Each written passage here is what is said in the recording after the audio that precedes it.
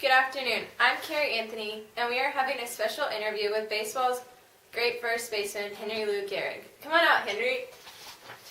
Nice to meet you. You too.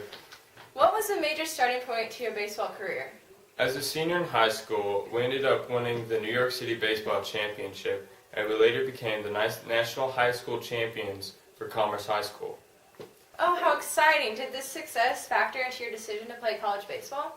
Well, yes, that and one time I was playing ball up in Chicago, and I hit a walk-off home run, and when I got back to New York, many newspapers and colleges were there to greet me and offer me scholarships. That's great. Where did you end up deciding to go to school? Well, at first I got a scholarship to play football at Columbia, but before the first semester began, I decided to play summer professional baseball under the assumed name Henry Lewis. Were your parents supportive of your decision to pursue playing baseball? Well, at first, my parents thought that baseball was a waste of my time, and that I should work full-time to help support my family with finances because my father was ill and unable to work. Did it bother you that your parents didn't support you? Well, at first it did, but then I realized that I decided what was best for me, and eventually my parents were supportive and proud of me. When did you start playing with the Yankees?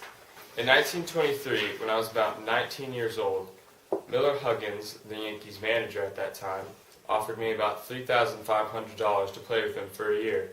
During the first year of playing with the Yankees, I spent most of my time on the bench, and every once in a while I would get my chance to play first base. When did you get your big break? Well, Huggins knew that I had potential and that I needed more playing time, so he sent me to Hartford to learn how to play first base. After 2 long years of training and practicing, I was called up to play for Wally Pipp, the first baseman who got injured on the Yankees. I ended up starting 4 games in first base and had 4 hits in one of them. What accolades have you acquired over your career? In the 1927 season, I was named the league's most valuable player, and I also got the name of Murderer's Row along with my teammates Babe Ruth, Bob Musell, and Tony Lazzari, due to our fierce and brutal play. That's awesome. How did you go about winning these honors? Well, from 1923 to 1929, I had 143 home runs, 633 RBIs, and a batting average of .368. I also led the league with 20 triples, and at one point, I had more home runs than Babe Ruth. Wow, that's amazing. You have had a great career so far. Do you plan on continuing to play professional baseball in the future? Yeah, I hopefully plan on playing for years to come. People say I have the endurance of a horse. I also look forward to playing alongside Babe Ruth, and hopefully we can go down in history together. That is great news. I wish you the best of luck. Thank you for your time, and it was great talking to you and learning about your life. No problem, anytime. I'm Lou Gehrig, and this is how you play baseball.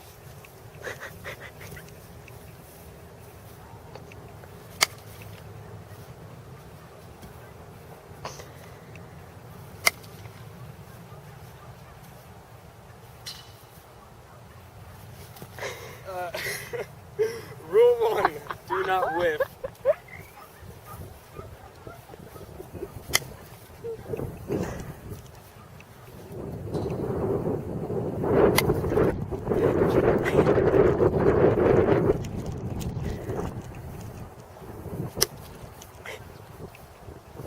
Question. Alright, that's how you hit a baseball, Gehrig style. Good afternoon, ladies and gentlemen.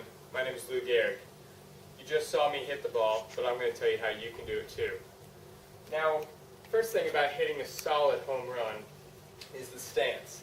Now, your stance is probably the most important part because that's where you get all your power. You're going to want about shoulder width apart, square up to the plate. You're going to want to kind of sink your hips a little, okay? Now that you've got your stance right, now we're going to work on the elbows. You want to get that elbow up at about chin level, and your right one's going to want to be kind of in a flat line along with your shoulder. Now, once you're like this, when the ball comes, every time you're going to want to, this is what I do. I kind of keep my foot like this, and then when the ball comes, I step to it, and then now here's the hard part. You got to remember this one. You're going to want to roll your hands on your follow-through. So here's the ball. You're going to just kind of quick get around like that. Alright, so now let's start over from the beginning. Got to get your squared up stance, sink the hips, elbows up, got that flat line there. And then you got to step and follow through. Alright, now one more time, real quick. There you go, boys and girls, ladies and gentlemen. Thank you, and have a great day.